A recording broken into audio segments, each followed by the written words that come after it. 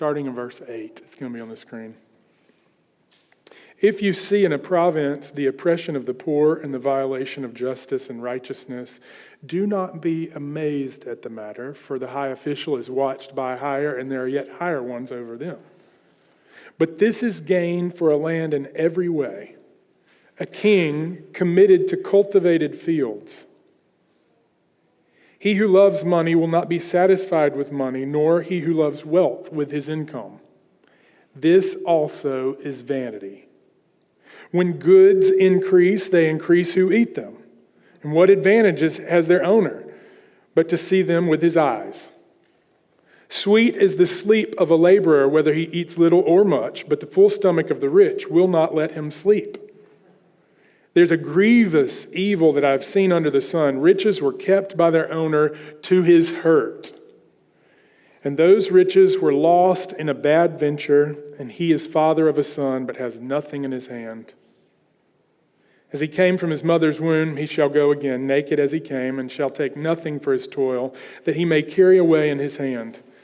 This also is a grievous evil. Just as he came, so shall he go. And what gain is there to him who toils for the wind? Moreover, all his days he eats in darkness, in much vexation and sickness and in anger. Behold, what I have seen to be good and fitting is to eat and drink and find enjoyment in all the toil with which one toils under the sun, the few days of his life that God has given him. For this is his lot. Everyone also to whom God has given wealth and possessions and power to enjoy them and to accept his lot and rejoice in his toil, this is the gift of God. For he will not much remember the days of his life, because God keeps him occupied with joy in his heart. Chapter 6, verse 1. There is an evil I've seen under the sun, and it lies heavy on mankind. A man to whom God gives wealth, possessions, and honor, so that he lacks nothing of all that he desires. Yet God does not give him the power to enjoy them, but a stranger enjoys them. This is vanity. It is a grievous evil. This is the word of the Lord. Father, I pray that today as we look at your word and hear the words of this, the teacher, that you'd open up our hearts to be able to receive them. So many of his observations feel obvious to us. They're on the nose. There's ways in which these still need to be applied to our hearts. So we invite you by the power of your Spirit to apply these things to the places where we did not know that we needed them applied. Only you can do that. It's not the cleverness of words or the wisdom of great oration. It is only you, by your power and your Spirit, that can transform syllables into something that would transform us today. And so we invite that from you, Lord. Pray this in the name of Jesus. Amen. We have some really dear friends, relatives even, who on their honeymoon went to Florence to see all the art and all the things in Italy that they came to see. And they went to see the statue of David. They approached the place where the statue of David by Michelangelo was kept, and they did not realize that it was inside the building because there was a replica of the statue outside. They walked away unimpressed. Didn't realize that they had missed the thing. One of the first art historians who was a contemporary to Michelangelo described the statue of David in this way. He said this: without any doubt, this figure has put in the shade every other statue. Ancient or modern, Greek or Roman, to be sure, anyone who has seen Michelangelo's David has no need to see anything else by any other sculptor, living or dead. In other words, it's pretty important. Pretty important work. And there's so many ways that story of them going there but not going inside illustrates so much of our life, where we're so close to the profound gift, the beauty of what it might be to enjoy this life that God's been given. But there's many perilous distractions. And today, the teacher does what he's been doing throughout the entire book. He's going to say there's things that are meaningless, they're futile, they're vanity. Specifically, the pursuit of wealth, of possessions, of comforts, of honor. This pursuit of greed could cause us to miss what God has already given us in the lot of our life.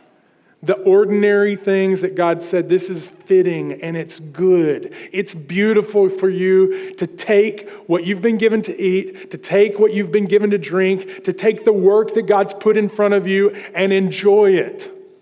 I want you to know that like personal testimony here, it's so easy to miss the good things that are right in front of us. There's a lot of perils, lots of ways we can get distracted from it, a lot of dead-end streets that we've already covered. But today, he's going to talk about chasing wealth, honor, achievement, pursuit of greed. And these things are great perils to our joy and contentment. There's a way that we could miss it. Now, I want to ask you this question. Each of you have some kind of story of money in your life. There's a way in which, just by osmosis of being in the family that you grew up in, you know how you deal with money. You think about it in a specific way. And if I were to ask you, what's the recipe to success? What is it that you think is on the other side of what you long for? Many of you, one of the key ingredients would be something changing about your finances. Now, I'm not here to diminish the challenges of your finances. Everybody walks in with a story, and many of you walk in going, I don't know how I'm going to solve the problems I have with the money that I have, okay? All of us, though, have a story like this, and for most of us, the ingredients to what we think will be success has something to do with money. And it's precarious for us because God wants us to be wise stewards of money, not chasing after it, but using it as a gift that it is. And we have lots of different positions about this. Just this past week, there was a report of the GDP that said that, hey, people are spending money, apparently. This must be good news. And there's some people who tried to excuse this and say, well, it doesn't mean what you think it means. And then others that want to, on the other side of a political aisle, maybe want to take a victory lap. However you interpret it, we're all kind of defining success or what it means to be in good standing by what we make or what we don't have, or if we just had enough of it, then maybe we'd have the power to enjoy it. And now the teacher is going to commend a certain kind of interaction with money. He's going to make observations that I want to warn you are not going to blow your mind, okay? If you've been alive for more than 5 minutes, you've probably heard these things before. But the problem isn't that we don't know them, is that we quickly forget how we ought to relate to money. We quickly forget it. And so here's the bottom line today. Rather than chasing wealth, we should enjoy God's daily gifts of eating, drinking, and working. Okay, that's the bottom line. And here's how I think Augustine would summarize it. You've made us for yourself, O Lord, and our hearts are restless until they find in you their rest in you. Now, there's many ways that we try to solve this restlessness of our souls. Wealth, possessions being one of them. I want to walk through at least 5 things that he names here. There's probably more, but at least 5 things that he points to demonstrate the vanity of wealth, okay? So let's first just look at what is it about wealth or possessions or the power to enjoy those possessions that will in the end prove vanity or futile. First is this: money can't make you happy. Can't make you happy. You're never going to have enough to make, you know the song from the Beatles, money can't buy you love. It also cannot buy your happiness. It will not do it.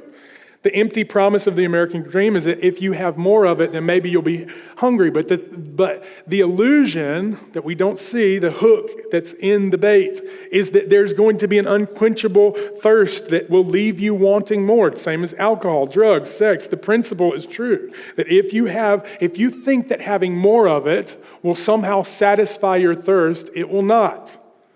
To put this in the great philosopher, the genie in Aladdin, from the first one, the better one. Here's the thing about wishes. The more you have, the more you want, right? Or if you want to trust in Socrates, he who's not contented with what he has would not be contented with what he would like to have. It's true either way. Rockefeller said, how much do you need to be happy? Just a little more. Money can't buy your happiness. It sounds so simple, right? But I want you to just evaluate your heart. Is there some element of that reality that's mixed into your version, the recipe for what you think would be successful? Number 2, money can't eliminate your stress. Look at verse 11. When goods increase, what else increases? All the people who want them, okay? All the mouths that you're going to have to feed. The more you have, the more that you're going to have to take care of. The second part of this is related. It says, what advantage is it to get everything you want? And he basically describes this guy who gets everything and he just looks at it. He can just see it. That he can see it with his eyes. It's the only advantage. You can look at it like a museum. More to take care of, more difficulty, more to steward, and ultimately more to distract you if, and this doesn't have to be a bad thing, okay, if you have the power to enjoy the things that God's given you. But there's a wisdom here. There's loads of things that will give you this empty promise that if you had them, it would be less stressful for you. If only you had like an easy place to hang out with your kids. If only you had a bonus room, that would just make it great. If only you had a house that was more convenient to get to or get out of. Proverbs 15 says it this way, better is a little with the fear of the Lord than great treasure with turmoil. Here's what I want you to know. What the teacher in Ecclesiastes is saying, you get more, there's turmoil that comes with it. Lots of treasure, more turmoil, or the words of Notorious B.I.G. Mo money, mo problems. That's right. Kim knows that song. And if you're still thinking, oh, well, I wouldn't know about those kind of problems. Here's what I want you to know. Whatever God's given you to possess comes with it a certain kind of toil, certain kind of burden, certain kind of mouths to feed. Proverbs 19. Wealth brings many new friends. Many seek the favor of a generous man. And everyone is trying to gain the favor of someone who has generosity to give. If you think that if you had more money that it would eliminate some stress, now there's some element of that that's true. But what you need to know is it's not going to remove the stress from your life. It's only going to increase the responsibilities that you have. It's an empty promise. Third thing, money can't give you rest. It's not going to cause you to sleep. And there's this picture that he paints, the teacher. He says, I want you to imagine this with me. A poor guy who has very little to eat, but he works hard all day. He's sleeping really good at night, okay? And in contrast to that, there's a rich man. His belly is full, and he needs a Tums because of all the rich food that he's eaten, and he can't sleep at night because of it. He's saying, look, decadence, indulgence, privilege, sometimes it leaves you with actually less sleep than what you had without it. The man with less slept better. So if you're thinking, maybe I would just sleep better if I had more in my belly. He's saying, no, don't be deceived, okay? And then there's people who have so much and stay awake at night about adding more to it, wondering if they're going to lose it, wonder if they're going to make as much next year as they did last year, wonder if they're going to make the next big deal. And their motto is, I'm going to sleep whenever I die. Not necessarily so. Don't count on sleep being something in the future. Fourth lie. Money can't make you secure. Look at verse 13. There's a grievous evil I've seen under the sun. Riches were kept by their owner for his hurt, to his hurt. In other words, he kept things and it didn't actually make him more secure. It actually hurt him. And then he describes the way that it was lost. Those riches were lost in a bad venture. And he is father to a son and has nothing in his hand. Terrible picture, right? He's saying, look, you might think you need bigger barns so that you don't have to wait or be scared of the future. Jesus gives us this illustration in Luke chapter 12 where he says, look, there's a parable. He told them this parable about this rich man who had lots of stuff. I'm going to read it to you. He said, the rich man, here it is. Verse 17, he thought to himself, what shall I do? I have nowhere to store all my crops. Can you imagine if like your biggest problem was, I don't have anywhere to keep all of these good things that I possess. I need to build some bigger barn to put all my toys in. Verse 18, he said, I'll do this and I'll tear down my barns, build larger ones, and there I'll store all my grains. And look at the empty promise in verse 19. I'll say to my soul, you have ample goods laid up for many years. Relax, eat, drink, be merry. And God said to him, fool, this night your soul is required of you, and the things that you've prepared, whose will they be? In other words, you stored them up. They're not for you.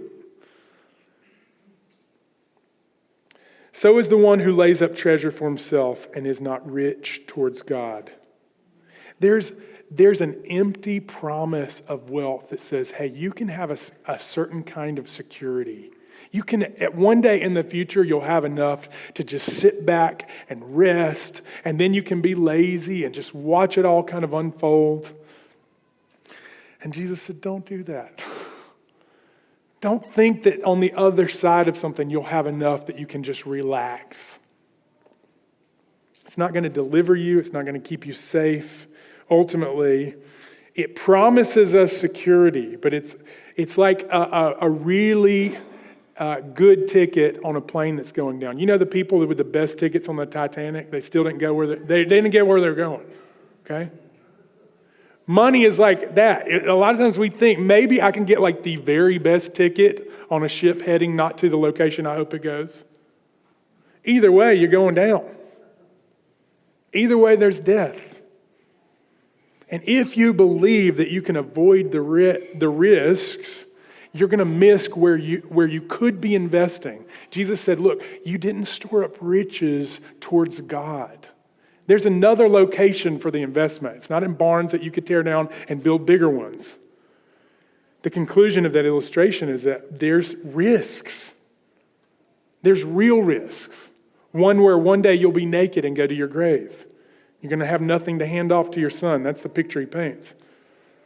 Let's just say that you're careful and you save and you do have something to hand off to your kids. Nothing wrong with that. It's commendable to leave your family something. It's not vanity he's saying it's vanity to not have anything in your hand.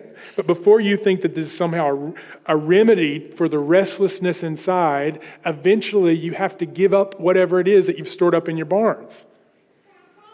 Which leads to the last conclusion.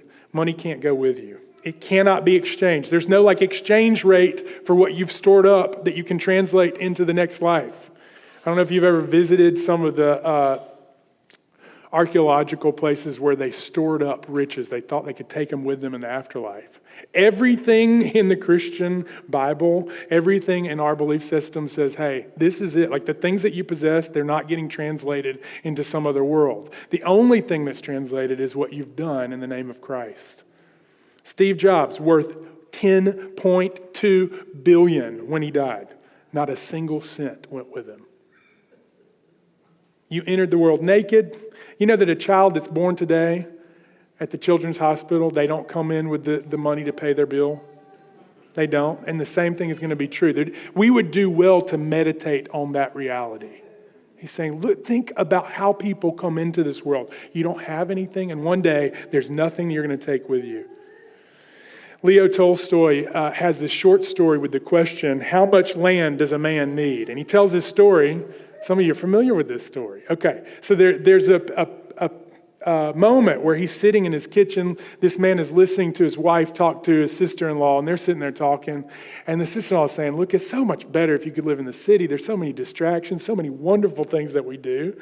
And his wife is saying, no, it's great. We just need this plot of land, and we're just peasant farmers, and this is enough for us. And while he's sitting there listening to it, in his heart he said, you know what we really need is more land. And in the story it says that Satan, the devil, hears him say it. And he begins to tempt him with more land. And he thinks, maybe if I could just get more land, a little bit more. And so he starts to acquire land. He sells the small plot that he'd been given to farm, and he gets more land and more land and more land. And finally, in the attempt to get this large plot of land, really sad story, he dies. And as his servant was burying him, I guess the only amount of land he needed was the 6-foot plot that he was buried in. It's the great equalizer. It cancels all of your earnings. It's over at one point. And then he gets this conclusion about the vanity of wealth. Look at verse 17. It's going to be on the screen. Moreover, all his days he eats in darkness, in much vexation, in sickness, and in anger. The conclusion of this, if you buy into the lie that if you had more, you'd be okay. The conclusion is this: you sit eating in darkness. Now, he's about to paint a picture of what it means to enjoy life. And he's going to start with what you eat and what you drink, okay? But before he gets there, he wants to give you this image of someone eating alone in darkness, and he's not even able to enjoy his meal with much vexation, sickness, and anger. If you believe the lies, whether you're rich or you're poor, now I think that most of you are rich in this room. I'm sorry. I've seen parts of the other world, okay? Most of us have a lot. But whether you're given to think of yourself as someone who's wealthy or given to think of yourself as someone who's poor, either way, if you buy into the vanity of more possessions, it will leave you in darkness, vexation, sickness, and anger. Dostoevsky in The Brothers Karamazov describes this battle, this internal battle. He describes it this way: the world says, you have needs, satisfy them. You have as much right as the rich and the mighty. Don't hesitate to satisfy your needs. Indeed, expand your needs and demand more. This is the worldly doctrine of today, and they believe that it is freedom. The result for the rich is isolation and suicide. For the poor, envy and murder. Dark picture. I do think that description should feel familiar to us. If you just look around you at the illusion of having more. For those that are already rich, it leads to a kind of decadence. For those that are poor, they're willing to do whatever it takes to get more. And if that's you, and maybe there's like some mixture of this vanity that's kind of like, it's not the main ingredient in my recipe for success. It's not the main thing. But even just a little bit will rob you of the joy of what's given to you. Maybe you come into this room with some degree of vexation and darkness and anger. The danger is not just the ways that satisfaction, that joy in life would elude us. The ultimate danger is what Jesus describes. Jesus describes this in the parable of the sower. It's about this man who's throwing seeds, and he says the seeds are like the gospel that fall on people's hearts. And there's ways in which our hearts receive the good news of Christ. Matthew 13, he tells this, he explains what the parable of the sower is about. And there's a way in which, if we buy into the illusion of riches, if we buy into if we had more, then we could be happy. Then we'll be like the soil that Jesus described, where something chokes out the beauty of the gospel in our lives. He puts it in this way: as for what was sown among thorns, this is the one who hears the word, but the cares of the world, the deceitfulness of riches choke the word, and it proves unfruitful. The greatest danger for us who's swimming in the current of the American dream is not just that we'd have some mixture of like, what do we do with riches? It's that somehow the good news of the gospel would get choked out because of the prevalence of this empty promise. As Jesus put it, the deceitfulness of riches. It's so deceitful.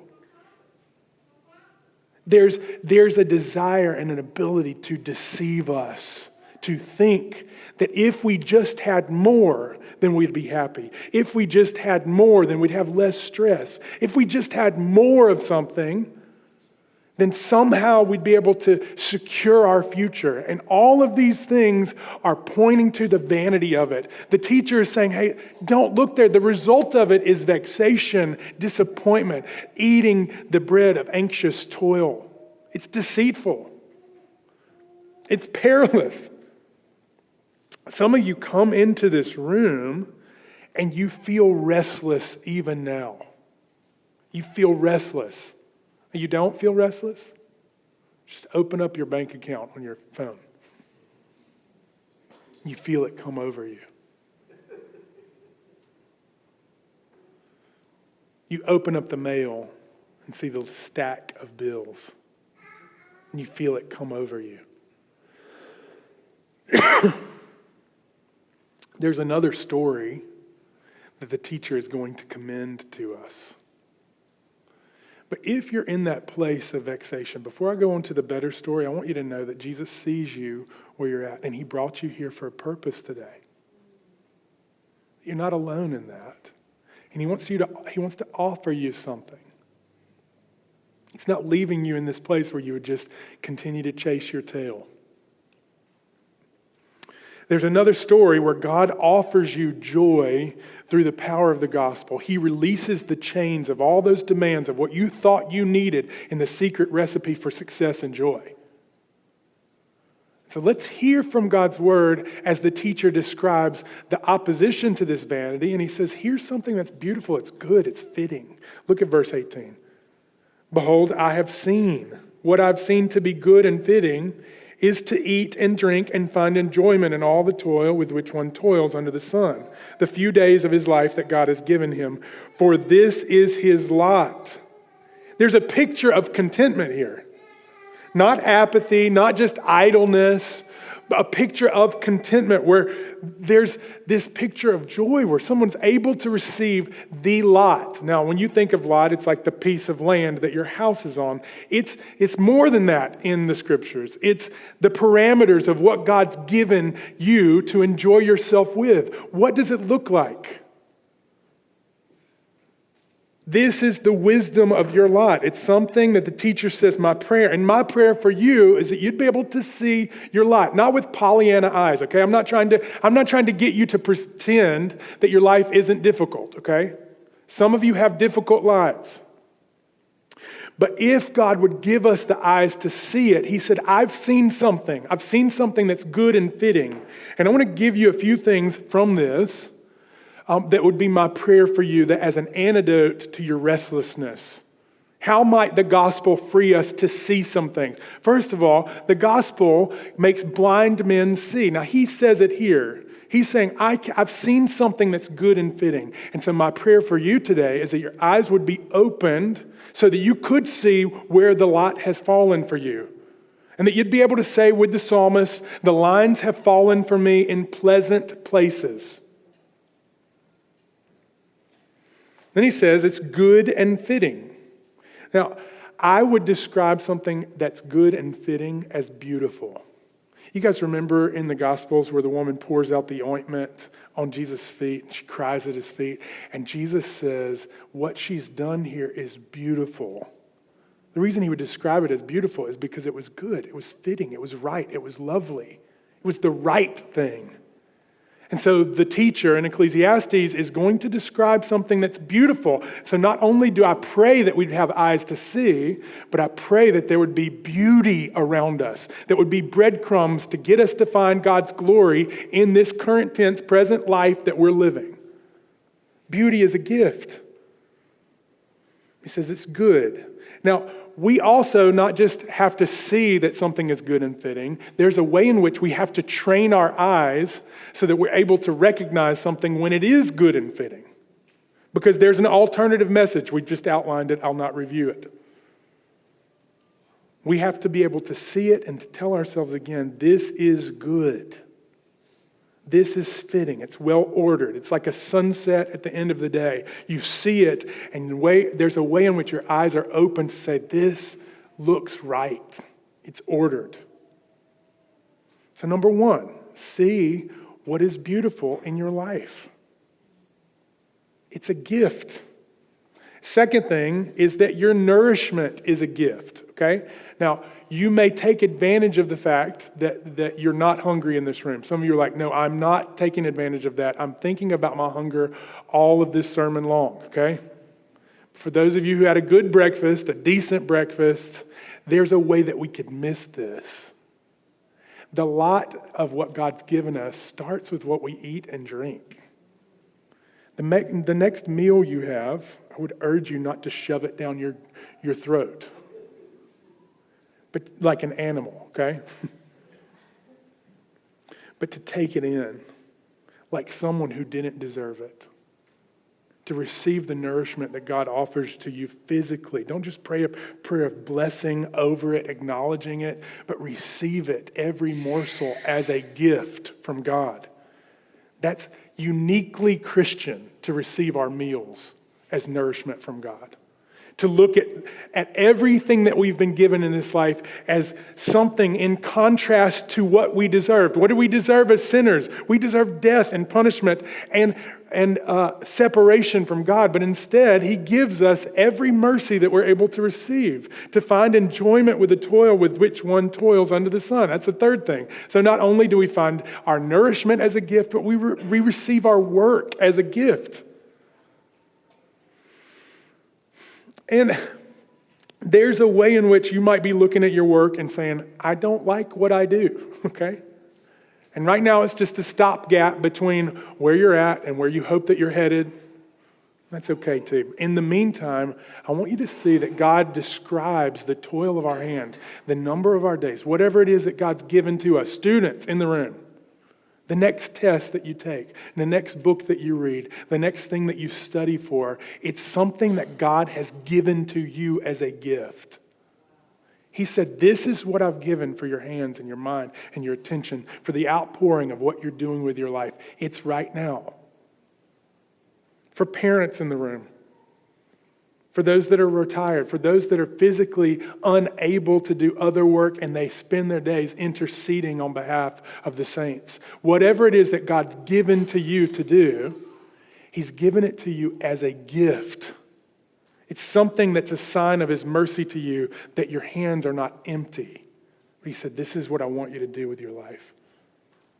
Now, I've already said this, and he's about to describe from verse 19 to chapter 6, verse 1, two kinds of wealthy people. Now, before I describe these two kinds of wealthy people, I want you to know I do assume that everyone in this room has a kind of wealth, okay? Now, it's not the same kind, because there's some of you that are richer than others. But there's a way in which you were born into a country, into a place where there's incredible privilege of being born here. If you do not believe that, I would love to sign you up to go on a trip with us next summer. I'm not trying to diminish the stress that most of you came into the room with about your finances. But he doesn't just commend this as a gift. He says it ordinary, this is it. Like, enjoy your life, what you eat, what you drink, what you do. Enjoy it. But then he applies that same principle to the wealthy, okay? Real quick, side note, it's not a sin for you to be incredibly wealthy, okay? It's not a sin. If you think that it is, that's a misinterpretation of God's word. Some of you in this room, God's given an incredible ability to make money. May their tribe increase, and may they be generous. May they be generous to the kingdom of God coming on earth as it is in heaven. This is what he says to the wealthy. Everyone also whom God has given wealth and possessions and power to enjoy them. Here's his command for you. Accept your lot. Rejoice in the toil. This is the gift of God. For he won't much remember the days of his life because God keeps him occupied with joy in his heart. Anybody know someone like this? Incredibly forgetful because they're always having joy. They can't even remember the last bad thing that happened to them. May their tribe increase. They all cheer us up. 4 things for you, okay? If you are wealthy, accept that it's your lot. Rejoice in the toil. The very first part, I don't know exactly what it means. That's why I skipped over it, verses 8 and 9 and 10. That you guys can go back and read and speculate with me. But I think what it's saying is every place is benefited by someone who cultivates their fields. There's a way in which we can have gain when you do the work that God's called you to. So accept it. Rejoice in it. See that it's a gift and occupy yourself with joy, okay? Why? Because one day you're going to be incredibly forgetful and it's going to be a good gift. There's another kind of wealthy person he describes in chapter 6. There's an evil I've seen under the sun. It's on the screen. It lies heavy on mankind, a man who God gives wealth, possessions, honor, and he lacks nothing that he desires, yet God does not give him the power to enjoy it, but a stranger enjoys them. This is vanity. It's a grievous evil. Second kind of wealthy person. You got everything the first guy had, but you have an inability to enjoy what it is that God's given you. So for you in the room who have everything that you want, you could just write a check for the next thing that you want. And you have the inability to do anything other than observe it and see other people enjoy it. Here's God's command for you. Enjoy it. Enjoy it. Don't avoid the joy that God could give you. So, in conclusion, don't chase wealth. Don't chase wealth. You can't love God and money. Don't serve money. Don't serve it. It is a great resource for God's purposes. It's a terrible God. It's terrible at being God. It cannot give you what God alone can give. Your heart will continue to be restless as long as you look to anything else other than Him to satisfy your soul. Look at Matthew 6. You can't serve two masters. You're either going to hate one, love the other, or you'll be devoted to the one, despise the other. You cannot serve God and money. Some of you are trying really hard. Real hard.